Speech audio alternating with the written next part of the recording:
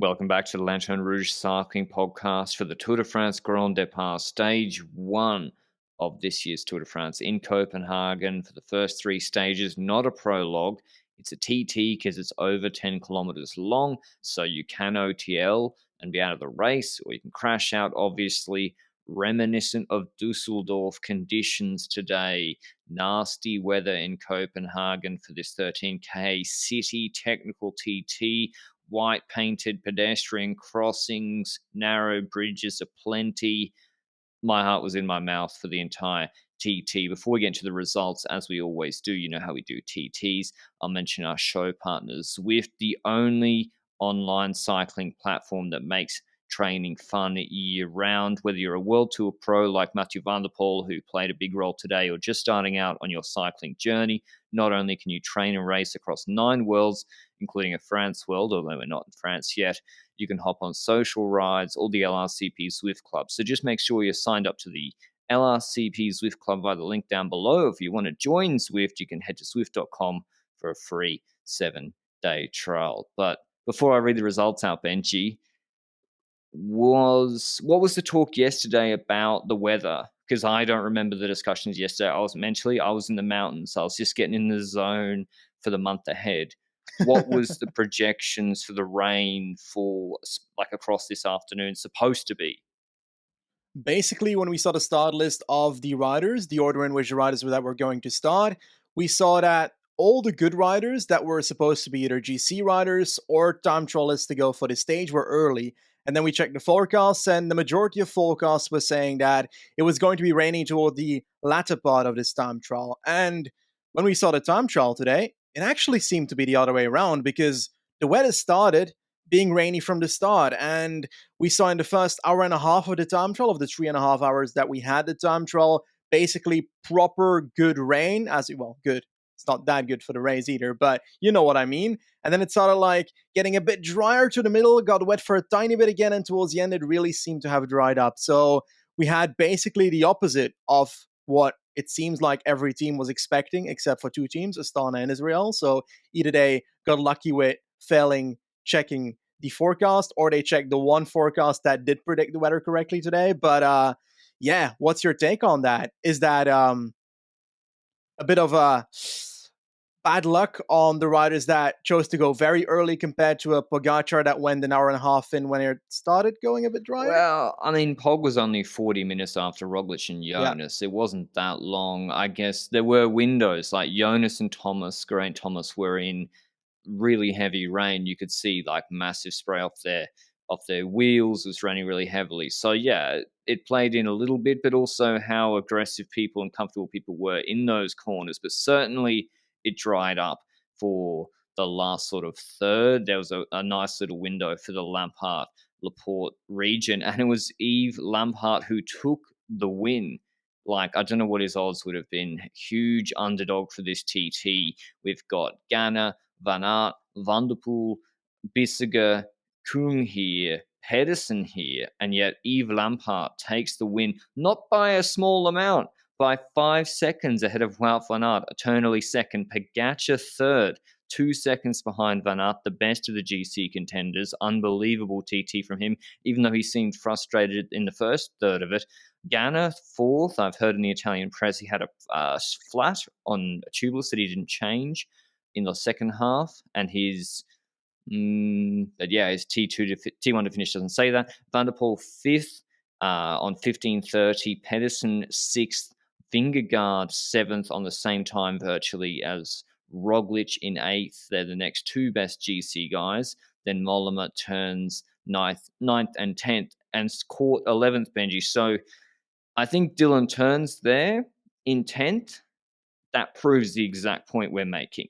Dylan Turns is not better than Geraint Thomas in this TT. He's not better than Michael Matthews on that bike exchange setup. He's not better than Alexander Vlasov. I'm sure he's a competent guy, but I think that, to me, that result really emphasizes how different the conditions were between the early starters and late finishers, because he just finished.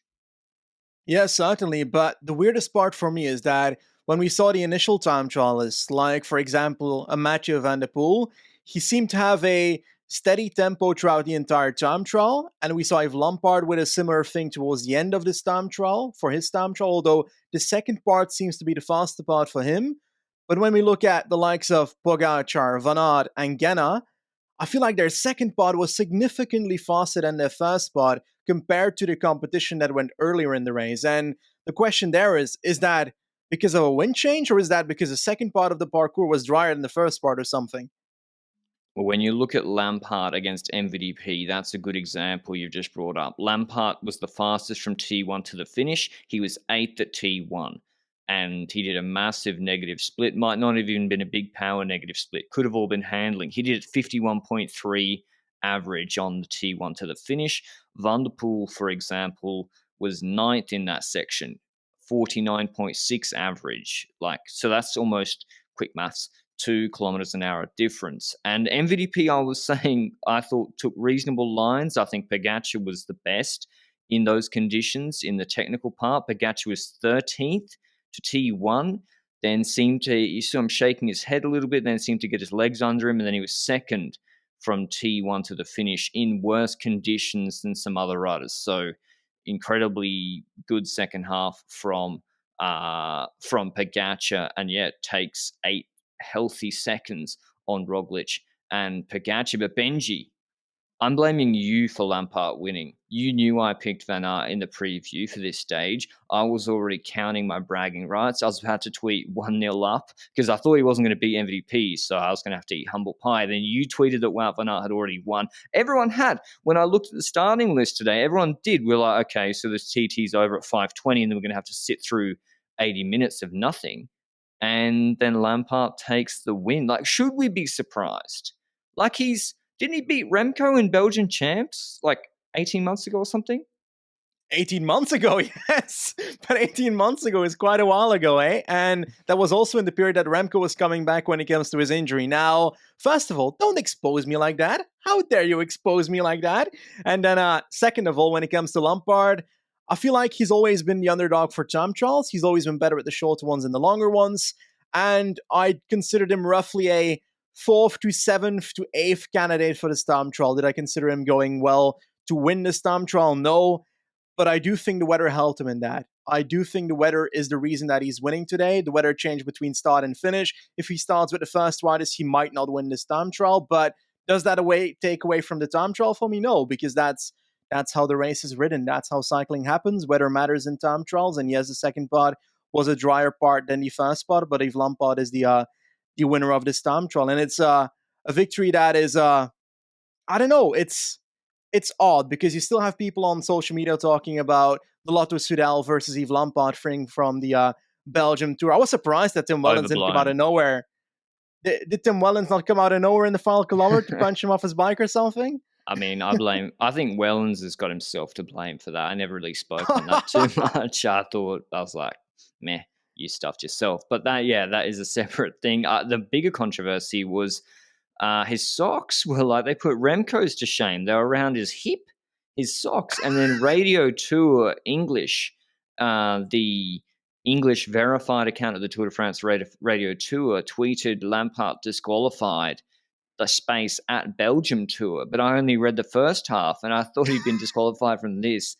I think a few people hastily going to the bookies during that. But yeah, I don't know if they were deliberately baiting me. They got me. But he wins. The funny other thing before we move on to the GC guys, Benji, he's one of the only specialized guys not to wear that ridiculous helmet that Vlasov was wearing. I think Benji tweeted he looked like he had his wisdom teeth out. He had a heat pack on his cheeks. But Lampard was in the normal helmet. And so a bit of a marketing, I don't know how you spin that one if you're there. They were, anyway. But yeah, I feel like Belgium wanted Van Aert to win and take yellow because now Quickstep takes yellow. They were criticised by the British press and people like me for not taking Cav, and now they take yellow. Yeah, I think, what's the mood in Belgium now? I've got absolutely no clue. I haven't gone outside since the time trial ended. I can imagine that half of the country's in riot because Van Aert didn't win, but it's also meant to be like that. Van Aert getting second is just in his blood at this point, so doing it again when it comes to the yellow jersey here on the first stage is not really a surprise from that aspect. He had to be beaten by someone, and Lampard was just the only rider left that could do it in the final. So destiny arises, and that's how Lampard won. But I don't know. I don't know what the feeling is going to be like in Belgium when it comes to the winner. I do think that the majority will be happy about a Belgian victory. And I don't know. What will Van Aert think about this time trial? Because getting second in this time trial, for example, is first of all very sad for the victory. I think that's the overwhelming thought of him during this stage. But on the other hand, before this Tour de France started, we were speaking about the green jersey and the impact of the time trials on that green jersey. And we know that the winner gets 20 points, the second gets 17 points. He's gaining 17 points over pure sprinters in this Yep. time trial. And compared to a Van der Poel taking 11 points, Mess Pedersen 10 points, that's already a small advantage as well. So is this not kind of a win in some shape or form for him? Yes and no. The 17 green jersey points is nice, is good. The problem for him and why he's going to be, I think, a bit upset is the time gap to Lampard because it's not under 4 seconds. That's the problem. So Wout would go into yellow if he comes third or better in any of the sprints in the next three stages, if there are sprints, but he won't. He has to come second to go into the yellow jersey. That's the problem. If it was 1 second, 2 seconds, 3 seconds, then he's like green jersey, yellow's still well on the cards, looking good because he's got a nice time gap. Lost his time gap to say who's the Van der Poel's 8 seconds. He won't go over. He's 10-second gap on Pedersen. So I need to check this exact. I don't think Pedersen, if he wins tomorrow, would take yellow No, on no. Van Aert, even if Lampard lost 5 seconds. So yeah, it's bittersweet, I think, for Wout van Aert.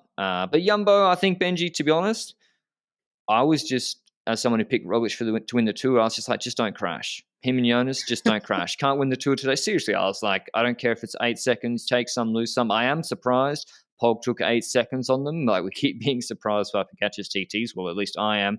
But does this TT change anything about your pre-race sentiment for the GC battle? Not necessarily. While I did have Pogacar, it helps him out, of course. But this stage was not the all qualifying, deciding factor of this Tour de France for me. The most important factor here was: is anybody going to be hindered by it or crashing out in this time trial? And that's not the case when it comes to the GC riders. So we've got all three of them: Pogacar, Roglic, and Vingegaard getting through the stage unharmed. Yes, there's a tiny bit of difference there, 9-8 seconds on Vingegaard and Roglic, but I think the main factor here is that I think Jonas had a very, very good time trial. Despite we know that he can time trial well, but I might have put Roglic ahead of him for this prologue initially. Oh yeah, I did. In dry conditions, for sure. You looked at Dauphiné, Roglic beat him in that TT, and at Dauphiné TT, Roglic, I remember I did the side by side. He was going careful through the corners, but Jonas was way more aggressive through the corners, and he had terrible conditions with Thomas. So Jonas sent it, didn't crash, great TT, and they're the best of the rest after Pogacar out of the GC contenders. I will read out the list of GC guys. It is Pogacar, 8-second lead on Jonas and Roglic. Then it's Adam Yates on 15 seconds. He went late.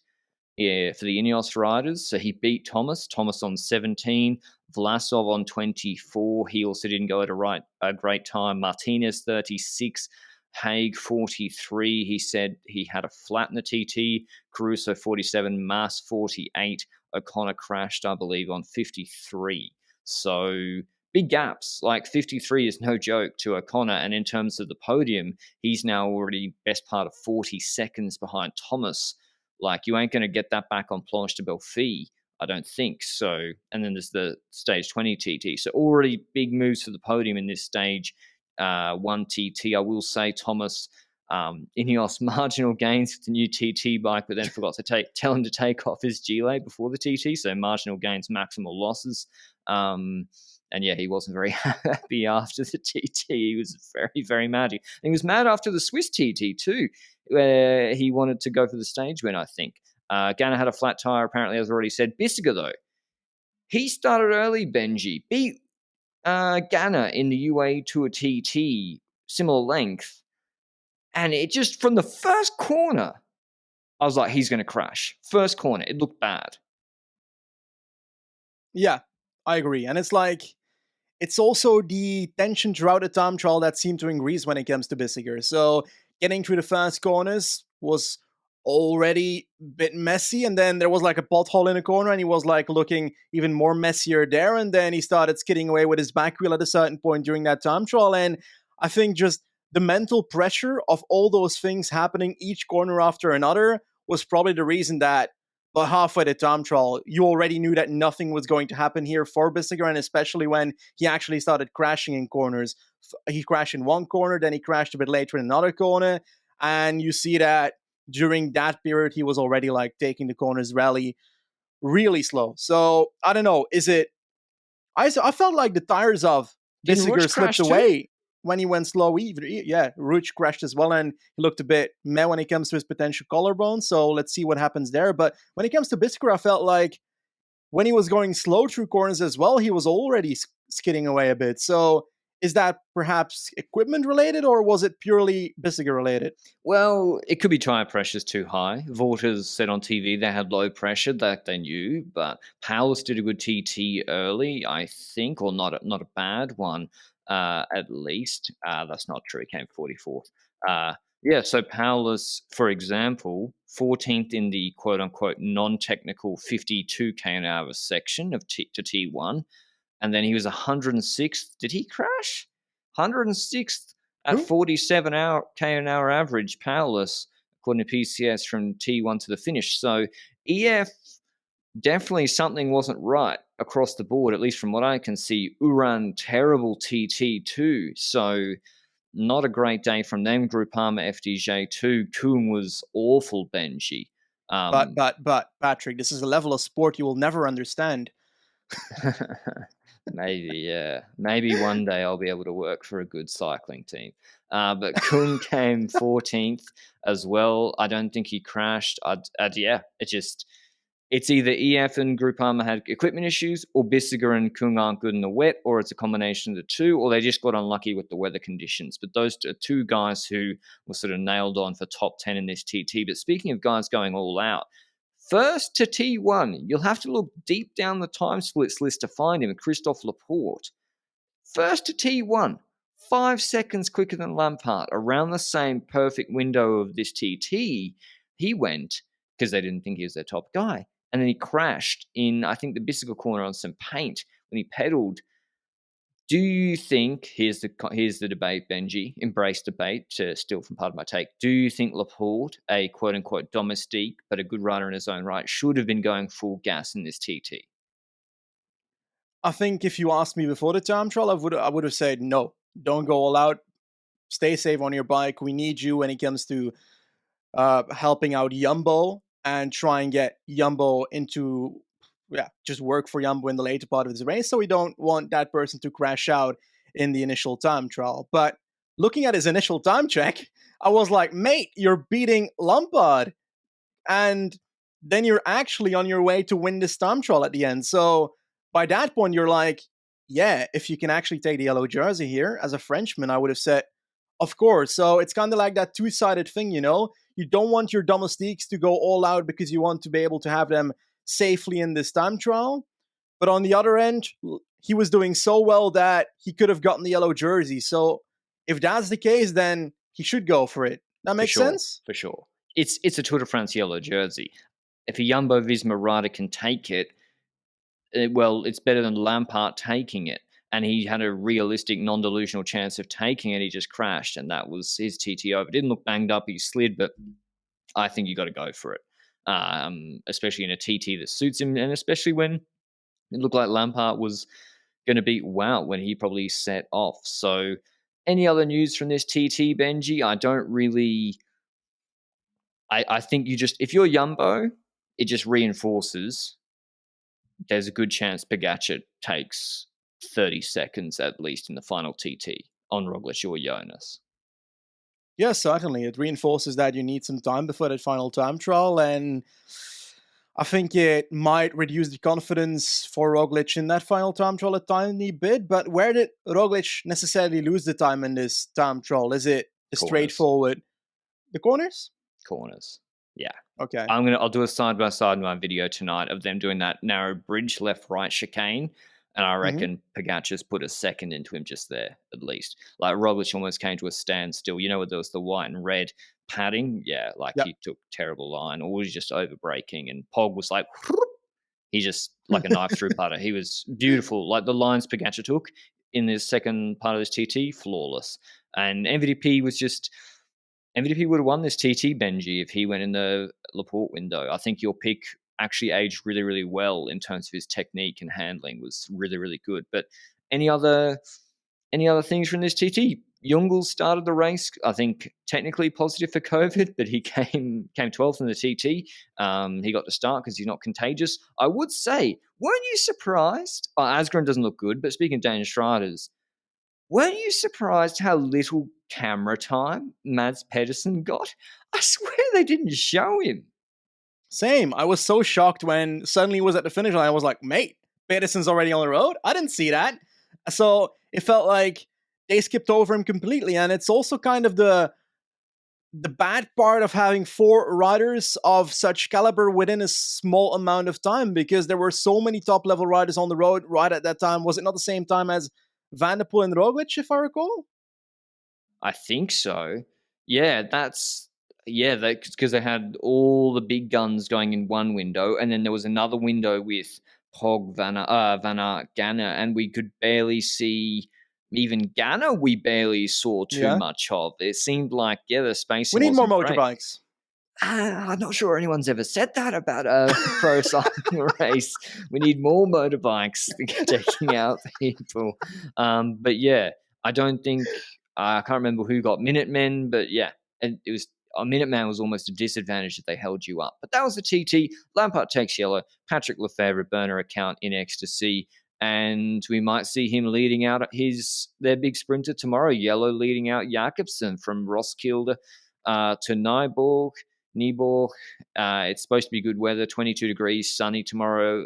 Wind is supposed to be headwind on the 18K bridge, but that could change. Probably crosswind before then. It will be very, very stressful. Carnage before then. 202 Ks. It looks like a flat sprint, but it might be reduced. Who are you going with, Benji? Quick step 1, 2, 2 stages in a row, or who'd you pick? Philipsen, Pedersen, Van Aert, Van der Poel, reduced group? You went for Jakobsen last time, I think, in our big preview. I went for Philipsen, and I'm going to stick with my Philipsen pick for this one. While on one end, I wouldn't surprise me if Jakobsen takes it. He's the fastest man on the peloton if we look at the successfulness of the season so far. But I don't know. I rate Philipsen, and I want to see that quick step train work out first before I judge it completely. So I don't know. I'm going to go for Philipsen on this one. I'll go with Jakobsen. Pedersen's shape looks good. My big concern, Benji, I'll have to stick with Jakobsen. My big concern is Asgren. I don't think he looks right. His knee looked bandaged up. Yeah. He's very important. Less important now that Seneschal's in, but Mm-hmm. yeah, it'll be interesting to see. I think we're going to see some very early games tomorrow, maybe even some arguments. You remember the UAE tour with Alpecin when they told Benji that they actually did do a really good job pacing the break back when they let 3 Gazprom riders go away in a group on a flat stage and let Matthias Vacek win a sprint. They did do a good job, apparently, but we'll see tomorrow. They've brought like 6 85-kilogram rouleurs that can't really do too much outside of Philipsen and Van der Poel. Will they be willing to commit multiple riders late if there is a break? I would say they should. Will Bike Exchange pace for Groeneweg? And will teams look at Quick Step? Now they have yellow, there's more onus on them to pace as well. I don't think, and then there's also going to be the GC teams fighting for position. So anyway, break probably won't win because the peloton going to go crazy before the bridge. So it'll be interesting. Hopefully there's crosswinds. But yeah, thanks to Zwift for supporting the podcast. As always, our presenting sponsor. Go check them out. Get your free 7-day trial to follow along during the Tour de France. That's all from Benji and I. Opening TT done. No GC contenders lost. No Valverde into the barriers. No Wout van Aert Roglic crash. I'm happy with that. We'll see you tomorrow. Ciao.